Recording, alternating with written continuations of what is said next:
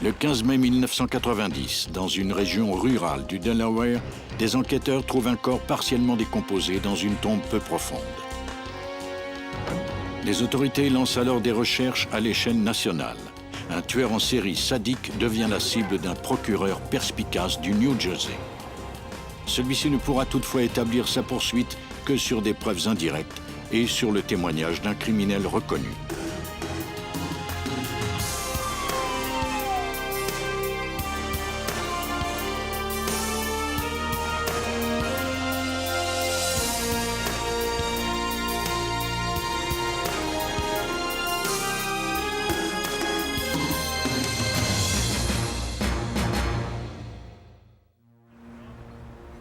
En 1990, William J. Purdy, un assistant du procureur, mène une enquête et une poursuite judiciaire pour mettre un terme aux folies meurtrières d'un tueur cruel et aux mensonges de l'entourage qui le protège. Ils croyaient avoir pensé à tout et ils avaient réussi à s'en tirer à 2 reprises par le passé. Les policiers étaient sur leurs talons, mais ils n'avaient jamais réussi à les piéger. Le 9 juillet 1990, à Newcastle County, au Delaware, la police reçoit un appel. Quelqu'un a trouvé un cadavre dans une tombe peu profonde au bord d'une route sans issue.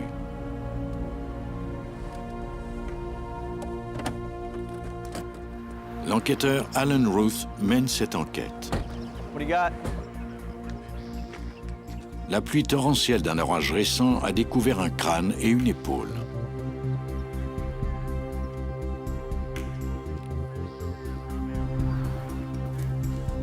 Une équipe d'experts enlève soigneusement la terre autour des os et trouve un cadavre complet.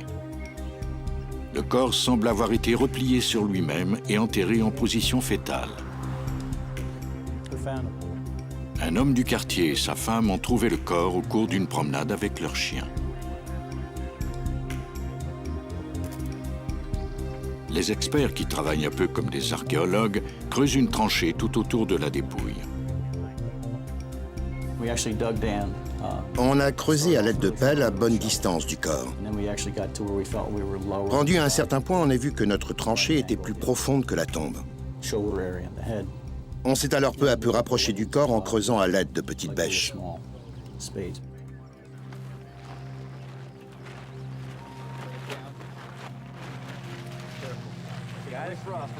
Le médecin légiste a décidé de recueillir la terre tout autour du corps pour conserver le maximum d'indices.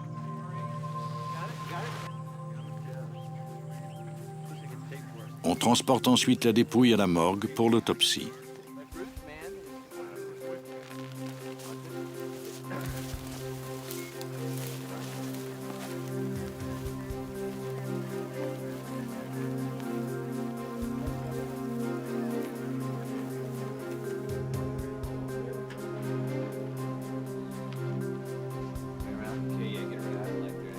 Le médecin légiste détermine qu'il s'agit du corps d'une jeune femme d'environ 20 ans qui a eu au moins un enfant.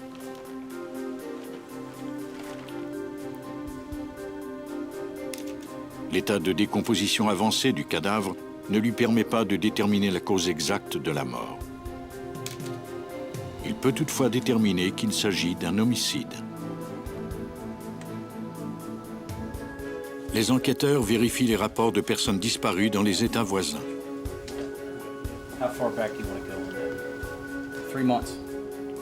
Mais ils ne trouvent rien.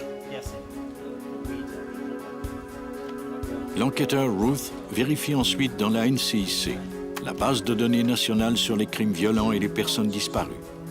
Il trouve quelque chose. À Clifton, au New Jersey, l'enquêteur Nicholas Donato travaille sur la disparition d'une personne. Une femme a appelé au poste pour signaler que sa cousine, Myra Napolitano, a disparu. Elle est convaincue que Myra, une mère dévouée, n'aurait jamais abandonné ses 2 enfants ainsi. Donato a interrogé la famille et les voisins de la femme disparue. Et maintenant, près d'1 mois après le début de l'enquête, Donato a son premier coup de chance. Il s'agit de l'appel de l'enquêteur Ruth du Delaware. Ruth informe Donato qu'ils ont trouvé un corps dans une tombe peu profonde. La description de la victime correspond à celle de Myra Napoletano, que Donato a introduite dans la base de données.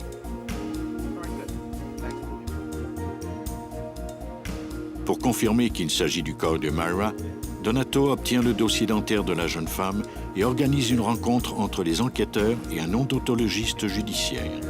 Celui-ci confirme que la dépouille est bien celle de Myra Napoletano. La jeune femme a disparu de Clifton au New Jersey le 21 juin.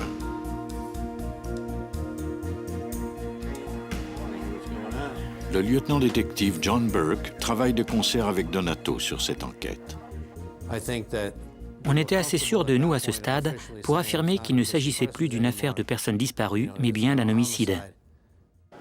Ensuite, il fallait déterminer qui allait être chargé de l'enquête. Le corps a été trouvé au Delaware et l'enquête pour personnes disparues a été menée au New Jersey. Les procureurs des deux États déterminent que c'est le bureau du procureur de Passaic County qui sera chargé de l'affaire, avec le soutien de la police d'État du Delaware.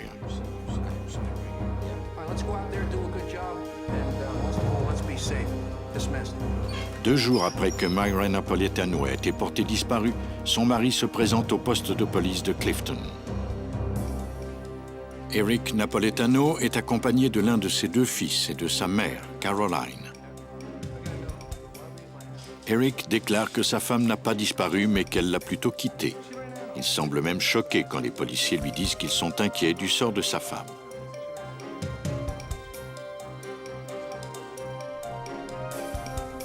Donato n'est pas convaincu que Napoletano lui dit la vérité et il trouve plutôt louche l'attitude de l'homme qui est sur la défensive. Il décide d'interroger les voisins d'Eric. Teresa Maltese déclare qu'elle a vu Eric quitter l'immeuble le soir précédant la disparition de sa femme. Et selon ses propres termes, il avait l'air de quelqu'un qui allait commettre un meurtre. Plusieurs personnes ont affirmé qu'il avait un comportement agressif, explosif et menaçant. Au cours des 2 derniers mois, Eric et Myra avaient de plus en plus de problèmes parce qu'Eric avait une maîtresse. Myra avait alors décidé de le quitter. Or, apparemment, Eric avait menacé de la tuer si elle le quittait. Les enquêteurs veulent interroger Eric Napoletano de nouveau. Ils le trouvent chez lui et lui demandent quand il a vu sa femme en vie pour la dernière fois. Napoletano répond que c'était à leur appartement, le 20 juin, autour de 20 heures. La famille devait aller manger chez la mère d'Eric à Manhattan, mais Myra a refusé d'y aller. Quand les enfants et lui sont rentrés à 23 heures, Myra était partie.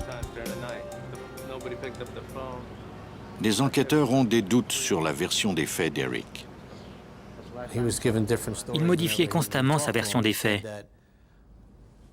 Il avait affirmé que Myra se cachait dans sa famille dans le Bronx. On a vérifié et constaté que c'était faux. Ensuite, il a déclaré qu'elle avait un petit ami, mais on n'a jamais pu corroborer ses allégations. Ensuite, il a dit qu'elle s'était enfuie à Puerto Rico. On a vérifié et ce n'était pas vrai. Moins d'une semaine après la disparition de Myra, Eric et les enfants quittent l'appartement. Quand l'enquêteur Donato vérifie les antécédents d'Eric Napoletano, il découvre que son nom a figuré sur la liste des suspects dans une affaire d'homicide. Le 29 avril 1985, Gladys Matos, la mère de sa première femme, a été trouvée morte sur le coin d'une rue du Bronx. Elle avait reçu 6 projectiles au visage. Or, quelques jours avant le meurtre, Gladys avait déposé une plainte contre Eric, affirmant qu'il battait et torturait sa fille, Wanda Matos. On n'a jamais pu mettre la main sur l'arme du crime, ni trouver de témoins. En fouillant encore davantage dans le passé de Napoletano, Donato apprend qu'une des petites amies d'Eric a aussi été assassinée. Le 2 juin 1984, le corps de Marilyn Coludro a été trouvé dans un parc national de l'Est de la Pennsylvanie. Son corps était enveloppé d'un édredon retenu avec de la grosse corde. Elle avait reçu de violents coups à la gorge, au visage et à la tête. Lors de l'autopsie, on a constaté qu'elle était enceinte et qu'elle pouvait avoir été torturée. Le corps n'a été identifié que 2 ans plus tard, lorsqu'un employé du service de police de New York a constaté que le rapport de la disparition de Marilyn Coluldro n'avait jamais été introduit dans la base de données nationale des personnes disparues. Dès qu'on a corrigé cette erreur, on a pu identifier le corps comme étant celui de Marilyn. Le seul suspect dans cette affaire de meurtre est Eric Napoletano. Celui-ci a eu une relation amoureuse avec Marilyn et il a été le gendre de Matos. La police interroge Eric à propos des 2 homicides. Au moment du meurtre de Matos, Eric a déclaré qu'il dormait dans l'appartement de sa mère. Lors d'un interrogatoire mené séparément, Caroline Napoletano a corroboré l'alibi de son fils. Elle a même déposé une plainte pour harcèlement contre l'un des enquêteurs de cette affaire. Comme la mère d'Eric a fourni des alibis dans les 2 cas, on ne peut pas porter d'accusation contre lui pour ces homicides. Les enquêteurs apprennent alors que Caroline travaille au sein du service de police de New York. Selon ses collègues, elle a accès, entre autres, à la base de données des personnes disparues.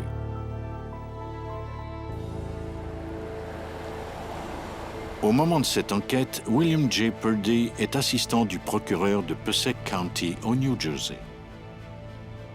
La chose la plus frustrante dans notre travail, c'est quand on enquête sur une affaire et qu'on est sûr de savoir qui a commis un crime, mais qu'on n'a pas assez d'indices pour poursuivre l'affaire et la porter devant les tribunaux. Et c'était le cas dans ces 2 enquêtes. Eric Napoletano est le seul suspect pour le meurtre de sa femme, Myra. Les enquêteurs obtiennent un mandat pour fouiller l'appartement où il vivait avec sa famille à Clifton, au New Jersey. À côté de l'immeuble, près d'une rangée de poubelles, ils trouvent une grosse boîte de carton. Celle-ci a déjà contenu le pare-choc d'une Toyota Corolla, soit le modèle de la voiture d'Eric. L'assistant du procureur Walter R. Dewey ne peut s'empêcher de remarquer que le carton est d'un format idéal pour transporter un corps. Je crois qu'on avait tous l'impression qu'il s'agissait là du cercueil de Myra, que cette boîte avait servi au transport de son corps au Delaware dans le coffre de la voiture d'Eric.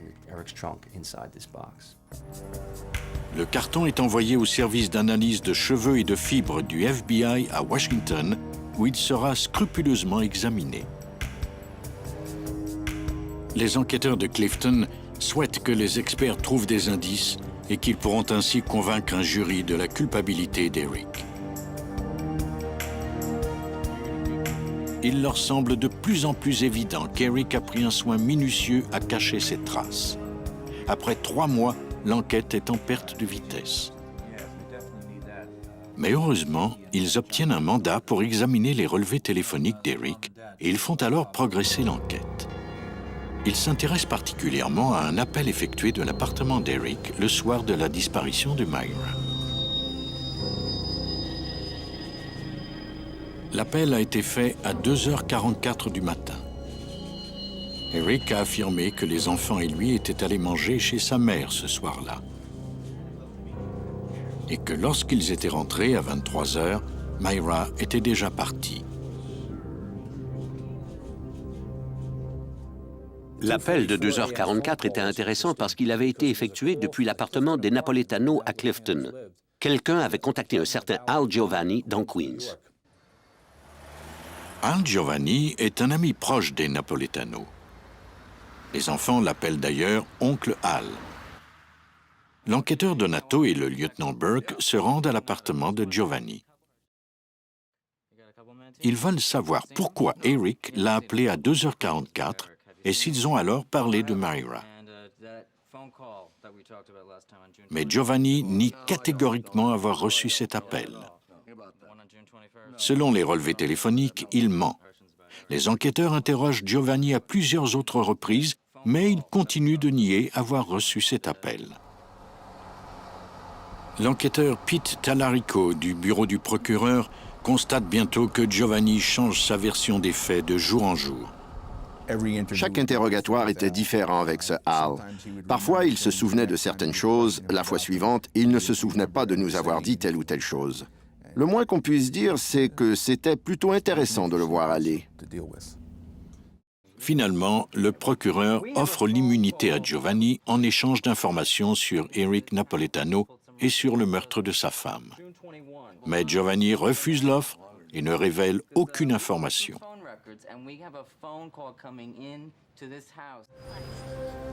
Les enquêteurs ne progressent pas. Ils soupçonnent Eric d'avoir tué Myra, mais ne parviennent pas à trouver assez d'indices pour faire arrêter et accuser le suspect. En octobre 1990, soit 4 mois après le meurtre, les parents de Myra obtiennent l'autorisation de voir leurs 2 petits-enfants. Mais lorsqu'ils se rendent chez Eric, ils constatent que celui-ci et ses 2 garçons ont disparu. Les enquêteurs craignent maintenant qu'Eric n'ait quitté la ville et ils ignorent comment ils pourront le retrouver. Ils font alors appel au FBI. Les agents commencent en suivant à la trace les achats portés sur une carte de crédit que lui aurait apparemment prêté Al Giovanni. C'est ainsi qu'ils apprennent que la carte a été utilisée pour louer une fourgonnette de déménagement.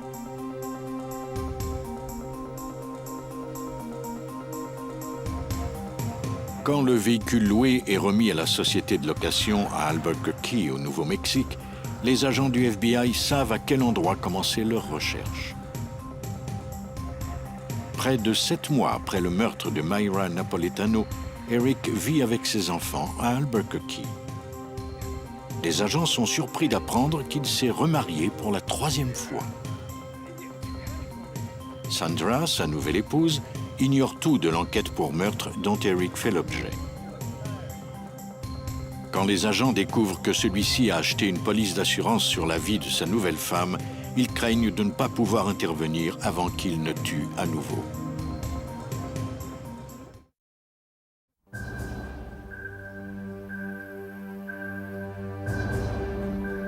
Les agents du FBI ont repéré le présumé auteur de 3 meurtres, Eric Napoletano, à Albuquerque, au Nouveau-Mexique.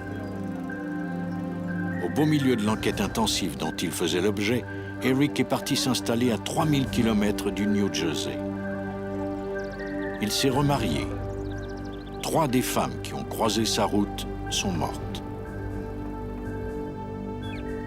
Dans l'espoir de prévoir ce que fera Eric, les agents obtiennent l'autorisation de mettre sa ligne téléphonique sur écoute et font appel à l'agent spécial Greg McCrary du Centre national d'analyse des crimes violents.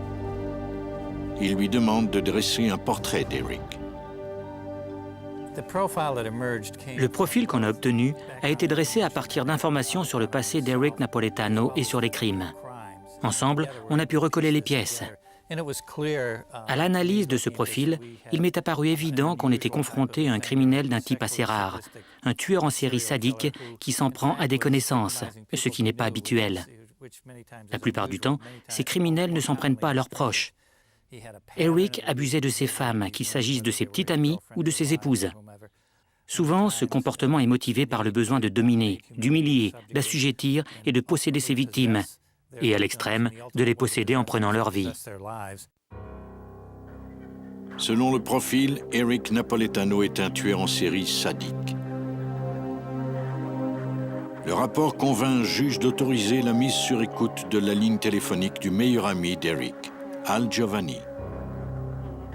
Voici le procureur William J. Purdy. Ils ont pu prévoir qu'Eric Napoletano, en raison de la nature de ses relations avec Al Giovanni et sa mère, allait certainement les contacter. On a alors reçu des relevés téléphoniques qui indiquaient qu'ils se parlaient effectivement plusieurs fois par jour. Eric appelle Al Giovanni en composant un numéro sans frais. Et Al transfère alors l'appel à Caroline, la mère du suspect. Parfois, les 3 discutent ensemble au téléphone et conviennent de ce qu'ils vont dire aux enquêteurs. Les enregistrements de ces conversations étaient très intéressants même s'ils ne contenaient aucune admission des crimes commis. Ils n'ont jamais rien avoué, mais ils ne se parlaient pas comme des gens qui n'ont rien à se reprocher.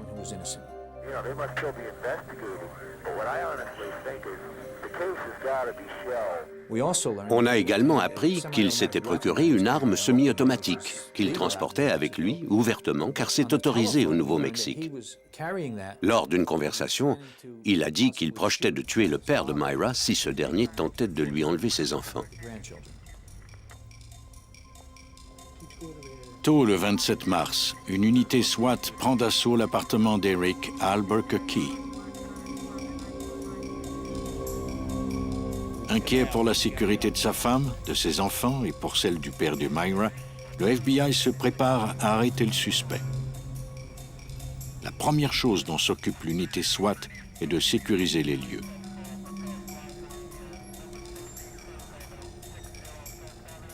L'équipe passe à l'action dès que Eric quitte l'immeuble.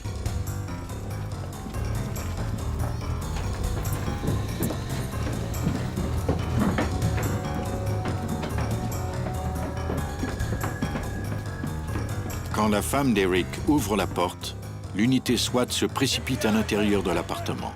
On fait entrer la femme et les enfants d'Eric dans la chambre du fond où l'on pourra les protéger.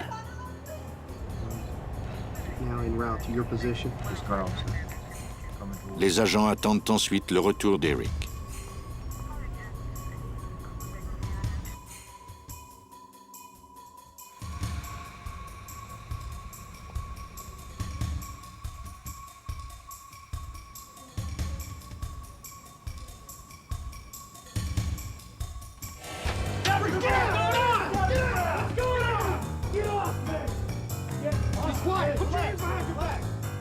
Dès qu'il est rentré, on l'a contraint à se coucher par terre et on l'a désarmé. Un agent dit à Eric qu'il ne fait pas l'objet d'une arrestation. La police veut seulement fouiller son appartement.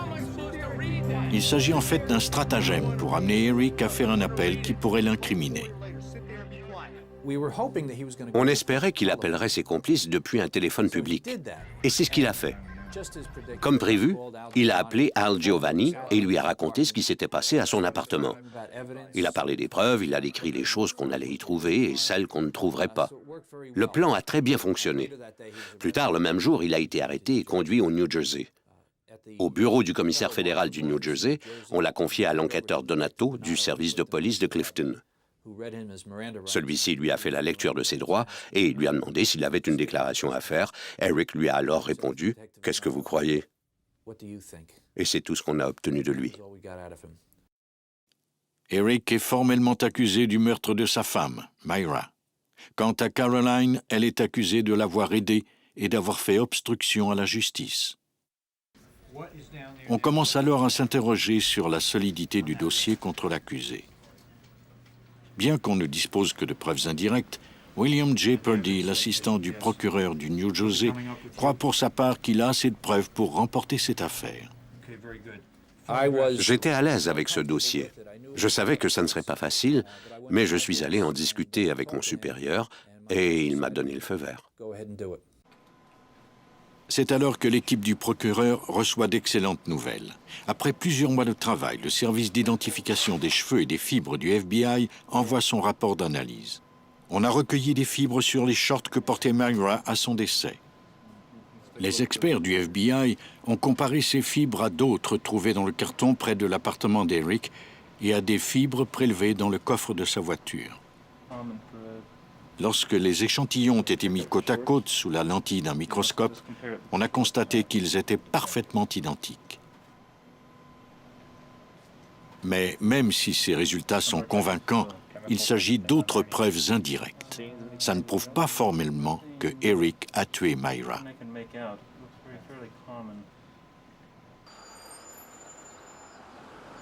Le procès qui oppose l'État du New Jersey à Eric Napoletano est tenu à la cour de Passaic County à Clifton. C'est le juge Vincent E. Hall de la Cour supérieure qui préside ce procès. Eric est accusé du meurtre de sa femme, Myra Napoletano. Les procureurs n'ont pas l'autorisation de présenter des preuves reliées aux 2 autres meurtres dont est soupçonné Eric. Par conséquent, ils ne pourront pas montrer les caractéristiques communes entre les 3 crimes. Mr. Purdy, you may make your opening statement. Les déclarations d'ouverture débutent le 22 avril 1993. Purdy passe à l'attaque. And see what he's really like. Il dit aux membres du jury que s'ils grattent un peu la surface de ce qui semble être la vie normale du prévenu, ils ne tarderont pas à découvrir de nombreux faits sordides. We have testimony. Aucun témoin n'a affirmé avoir vu Eric tuer sa femme, mais les preuves indirectes dont on dispose contre lui sont convaincantes. Parfois, les preuves indirectes sont plus convaincantes et éloquentes que des preuves formelles. Les témoins oculaires peuvent mentir ou mal percevoir certains faits, et les accusés aussi. Mais les preuves indirectes, elles, ne mentent pas. Ernest Caposella, qui assure la défense de l'accusé, reconnaît que celui-ci peut être odieux et malveillant.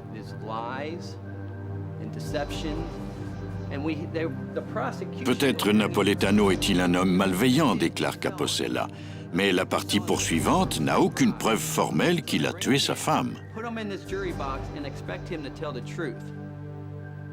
My client, Eric, may have had a few flaws, but he's not on trial for his personal characteristics. He's on trial for murder. La partie poursuivante appelle son premier témoin. I'd like to call Teresa Maltese to the stand. Teresa Maltese vivait dans l'appartement au-dessous de celui d'Eric. Elle décrit le comportement du prévenu au moment de la disparition de Myra. I do. You may be seated. Pour lui rafraîchir la mémoire, Purdy lui montre un calendrier de grande dimension. Mais Maltese déclare que sa vue est défaillante. Ce n'est pas le genre de déclaration qu'un procureur aime entendre de la bouche d'un témoin. Maltese déclare qu'elle a vu Myra pour la dernière fois le soir avant sa disparition. Un jeune homme travaillant pour une entreprise de déménagement est venu faire un estimé des coûts. Maltese savait que Myra projetait de quitter Eric pour retourner vivre à Puerto Rico. Elle déclare que Myra avait l'air contrariée. Quand elle lui a demandé si tout allait bien, Myra lui a claqué la porte au nez. Mais Maltese a alors des trous de mémoire. Elle hésite et semble bientôt avoir les idées confuses.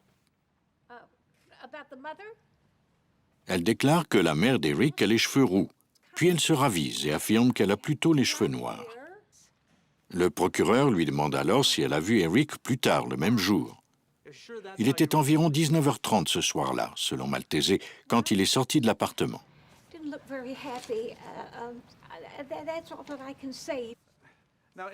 Lors d'une rencontre préalable au procès, Maltese a déclaré aux enquêteurs qu'Eric avait l'air de quelqu'un qui allait commettre un meurtre. Mais voilà qu'elle modifie sa version des faits en adoucissant considérablement ses propos. Quand Purdy demande à Maltese de lire à voix haute sa déposition, elle déclare qu'elle en est incapable. Purdy est décontenancé. La partie poursuivante ne semble pas avoir bien préparé son dossier. Quand Walter et moi avons quitté la salle d'audience, on s'est dit « Mais qu'est-ce qu'on a fait? Dans quel pétrin on s'est mis ?» À la fin de la première journée, Purdy dit à Dewey « Cette affaire est finie. On a perdu. » Eric Napoletano a été accusé du meurtre de sa femme. Au début du deuxième jour du procès, les procureurs craignent de ne pas pouvoir regagner la confiance du jury. Leur premier témoin s'est contredit, donnant ainsi l'impression que les arguments de la poursuite ne reposent sur rien. Mr. Purdy, you may call your next witness. I'd like to call Jeanette Kanukulu to the stand, please. Les procureurs espèrent que le témoignage de Jeannette Konukulu, une autre voisine d'Eric et de Myra, sera plus crédible.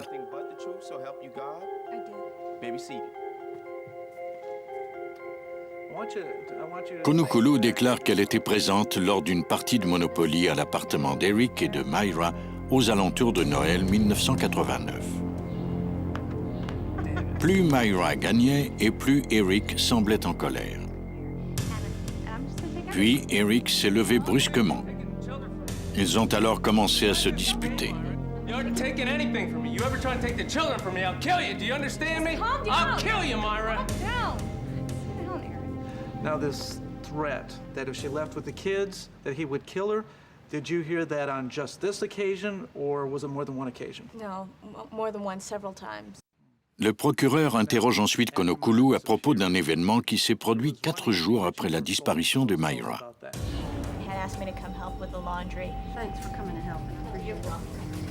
Elle déclare qu'Eric lui a offert des vêtements ayant appartenu à Myra. Konukulu, troublé par cette offre, a demandé à Eric ce qu'il voulait dire par là. Elle a ajouté que Myra pourrait bien revenir.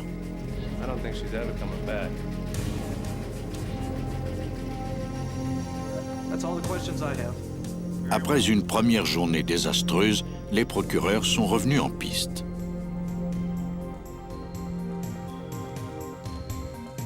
Le témoin suivant de la poursuite est l'enquêteur Nicholas Donato. Pour Donato, il s'agit du moment le plus important d'une longue et complexe enquête. Donato déclare sous serment que lors de sa déposition, Eric Napoletano a affirmé avoir vu Myra pour la dernière fois quand il est parti manger chez sa mère vers 20 h. Selon Eric, quand il est rentré plus tard dans la soirée, Myra était partie.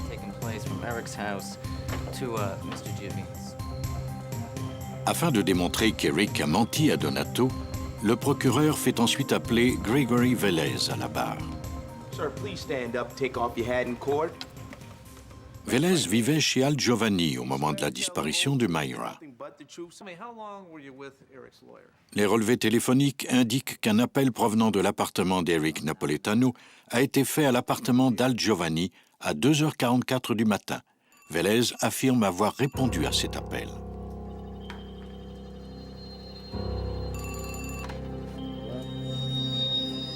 C'était Eric.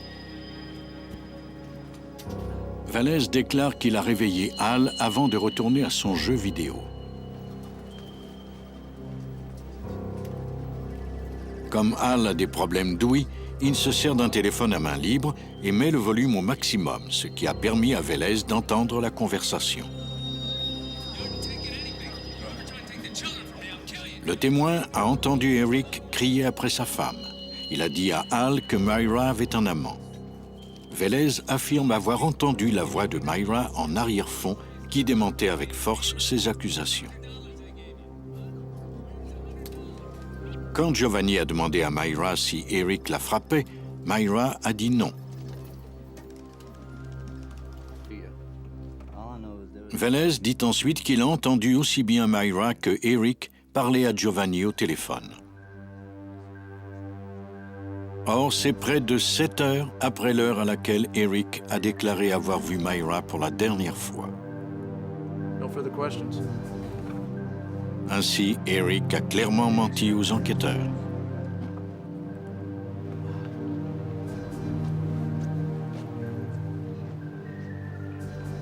Les procureurs tentent ensuite de démontrer que l'accusé a un lien matériel avec le crime. Ils appellent à la barre un expert en sciences judiciaires du FBI. L'expert dit qu'il a examiné la boîte de carton trouvée près de l'appartement d'Eric.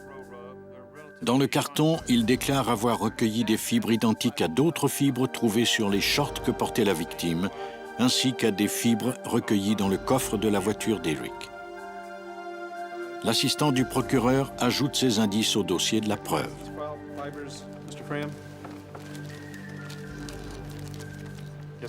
L'expert du FBI déclare sous serment qu'à son avis, les fibres ont toutes la même provenance.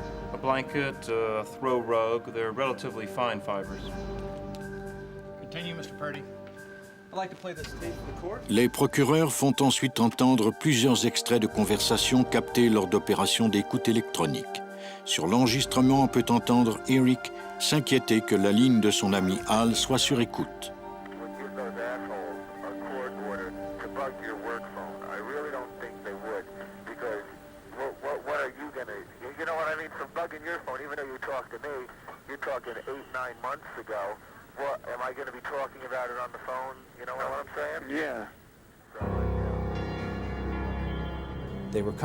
Il parlait constamment de cette enquête. Et toujours de cette façon, plutôt louche. Le jury pouvait clairement voir que ces types n'étaient pas blancs comme neige. La poursuite s'est constituée un dossier solide sur la base de preuves indirectes. Maintenant, les procureurs font preuve d'encore plus d'audace en appelant à la barre leur témoin le plus discutable. Your next witness, Mr. Purdy. Le jury a entendu des témoignages qui semblent indiquer qu'Eric Napoletano aurait assassiné sa femme. Mais toute l'affaire ne repose que sur des preuves indirectes. Les procureurs croient qu'il leur faut d'autres preuves, qu'ils doivent faire témoigner quelqu'un qui connaît Eric intimement, quelqu'un à qui Eric aurait pu se confier. L'État appelle Al Giovanni à la barre. Giovanni constitue la dernière pièce du puzzle. Les procureurs espèrent que son témoignage convaincra le jury de la culpabilité d'Eric hors de tout doute raisonnable. Ils savent que la défense essaiera de miner la crédibilité de Giovanni en faisant état de sa relation avec Gregory Velez, qui est connu des policiers pour ses activités de prostitution et sa consommation de drogue.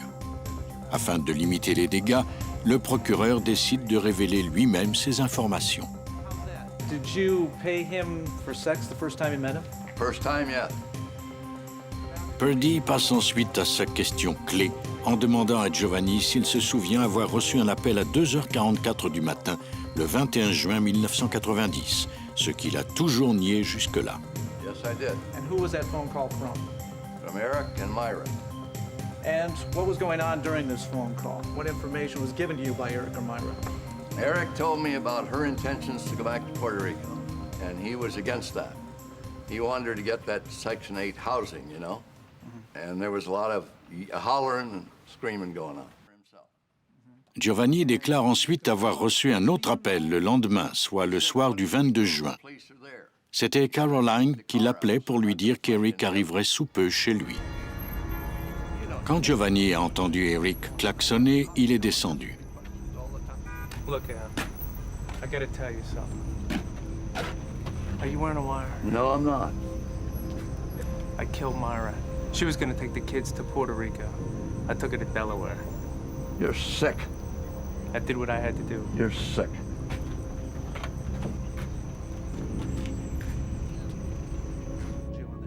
Giovanni déclare que les aveux d'Eric l'ont dégoûté, mais il avait peur d'en parler aux policiers. Il ajoute qu'il sait de quoi Eric est capable. Le témoignage de Giovanni selon lequel Eric a avoué avoir tué Myra porte un dur coup à la défense. Pour obtenir le témoignage de Giovanni, l'État a dû abandonner toutes les accusations portées contre lui, à l'exception de celle d'avoir entravé le processus d'enquête. On a conclu une entente avec lui pour qu'il accepte de témoigner. Il n'a écopé que de quelques années de prison. Ce genre d'entente est malheureusement nécessaire dans le monde des forces de l'ordre. On est amené à faire ça parfois. On se disait qu'on concluait une entente avec quelqu'un qui n'avait pas commis un meurtre, mais qui savait seulement des choses à ce sujet. L'équipe chargée de la défense riposte promptement en mettant en doute la fiabilité du témoin. You're going to have 5 years cut off your prison sentence, correct? I imagine so, yes. Of course it is. La partie poursuivante savait depuis le début qu'il serait risqué de faire témoigner quelqu'un avec qui l'on avait conclu une entente, mais que c'était un risque qu'il fallait prendre. Tout notre dossier était basé sur des preuves indirectes. Mais j'avais le sentiment que le jury, même si ça ne le gênait pas de n'avoir que des preuves indirectes, serait quand même plus à l'aise si un témoin venait dire à la cour « Oui, l'accusé l'a fait, il me l'a avoué ». C'est pour ça que j'ai fait venir Al. Il allait nous donner cette information. La partie poursuivante conclut sa plaidoirie.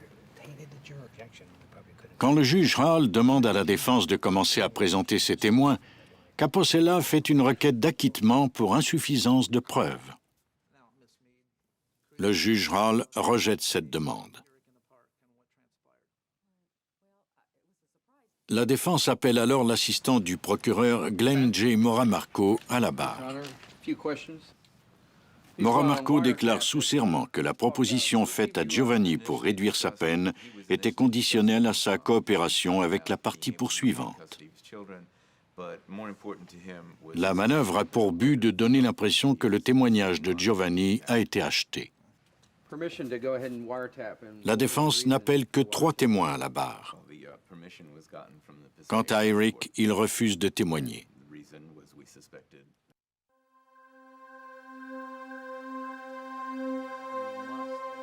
Les 2 parties n'ont eu besoin que de 2 semaines pour présenter leur dossier. Le jeudi 6 mai, les parties présentent leur plaidoirie finale dans le cadre du procès d'Eric Napoletano pour meurtre. There are huge pieces at the center of the puzzle, but they are missing. You must come back with the verdict of not guilty. Thank you. Mr. Purdy. Lors de sa plaidoirie, le procureur demande simplement aux membres du jury de regarder l'affaire dans son ensemble. Selon lui, ils seront alors convaincus de la culpabilité d'Eric. Les mots exacts du procureur sont « Vous saurez que c'est lui qui l'a fait ».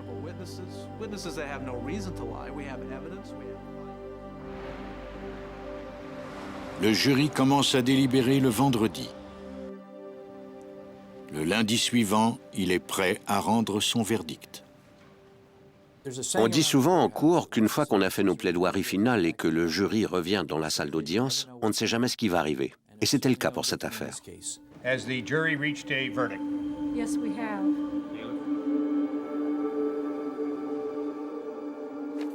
Le jury déclare Eric Napoletano coupable de meurtre.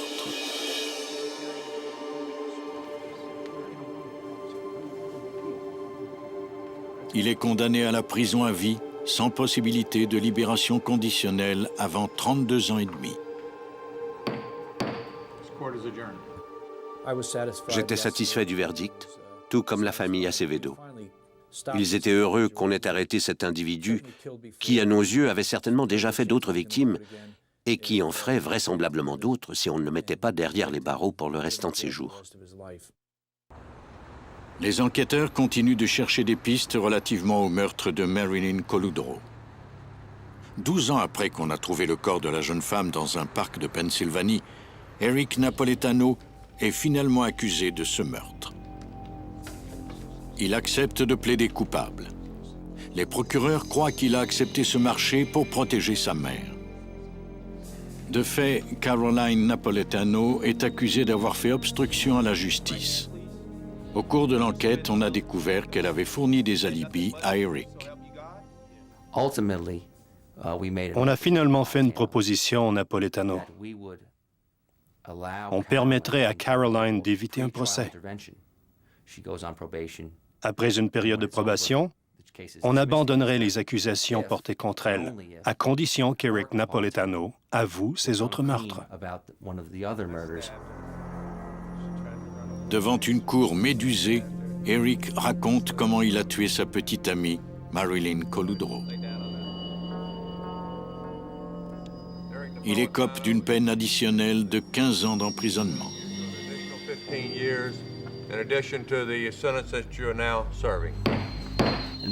En obtenant cette autre condamnation à New York, on se disait qu'ainsi, Eric passerait le restant de ses jours en prison sans possibilité de libération conditionnelle. Comme convenu lors de l'entente avec Eric, sa mère n'est pas accusée pour le rôle qu'elle a joué dans ces crimes. Le service des affaires internes de la police de New York l'accuse toutefois d'infraction disciplinaire. Caroline est soupçonnée d'avoir fourni des informations erronées dans le cadre des enquêtes entourant les meurtres de Gladys Matos et de Marilyn Coluldro. En 1997, le jour précédant l'audience relative à ces accusations, Caroline Napoletano démissionne de son poste, s'évitant ainsi toute représaille.